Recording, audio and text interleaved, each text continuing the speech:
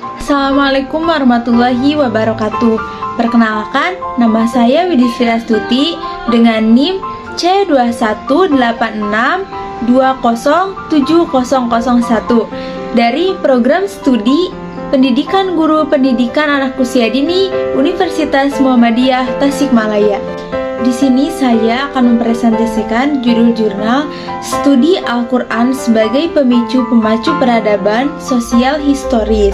Penulisnya Muhammad Taufik dari UIN Mataram, penerbit Waduna, Jurnal Kajian Keagamaan dan Kemasyarakatan, tahun terbit tahun 2019 dan volume 03. Yang pertama, Islam sebagai peradaban. Secara normatif, Islam adalah agama yang berasal dari Allah. Sedangkan peradaban merupakan produk budi manusia melalui daya cipta, rasa, dan karsanya. Nah, relasi antara Islam dan peradaban ini kemudian menjadi menarik karena kehadiran Islam dan perkembangannya di banyak kawasan. Kemudian melahirkan sebuah peradaban yang disebut dengan peradaban Islam.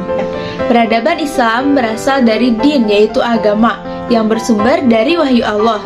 Sehingga peradaban Islam biasa dikenal juga dengan istilah tamadun atau madaniyah.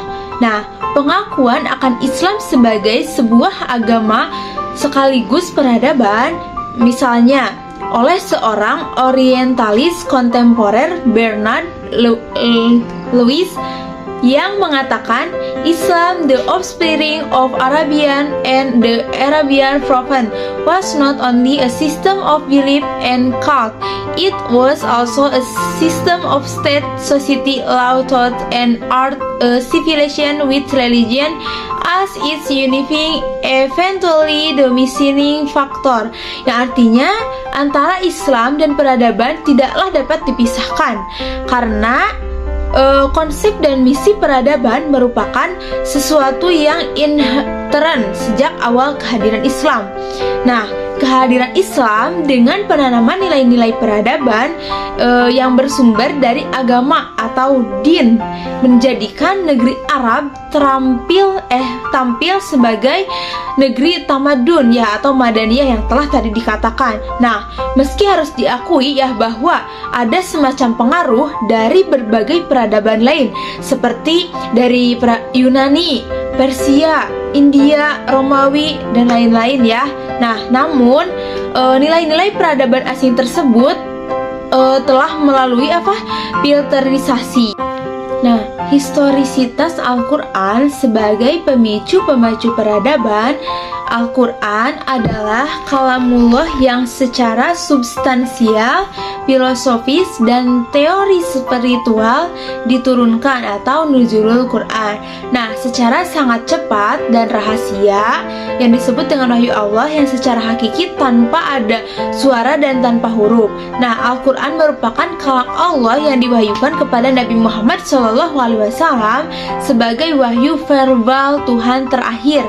Hanya saja keyakinan yang teramat penting dalam struktur keislaman ini memerlukan penjelasan yang lebih memadai dan bertanggung jawab.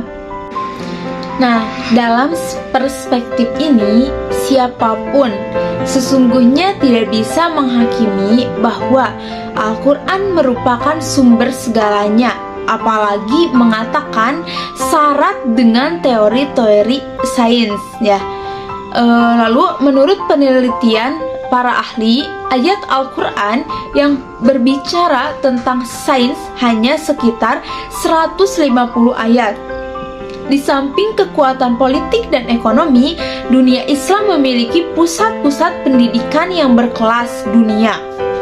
Nah, penafsiran secara intelektual terhadap ayat-ayat Al-Quran berlangsung serempak dengan riset dan penafsiran terhadap ayat-ayat semesta, hukum sejarah, dan kajian humaniora yang semuanya merupakan ayat Allah yang saling menafsirkan dan menjelaskan satu terhadap yang lain.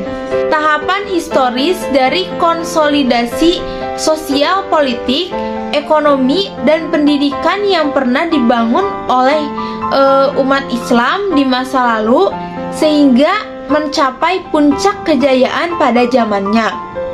Nah, hal serupa juga terlihat pada eksperimen sejarah di berbagai negara maju di abad modern ini. Negara yang tergolong maju setelah Perang Dunia II ya adalah mereka yang berhasil melakukan konsolidasi politik, ekonomi, lalu mereka naik ke tahap pendidikan dan peradaban menjadi agenda utamanya.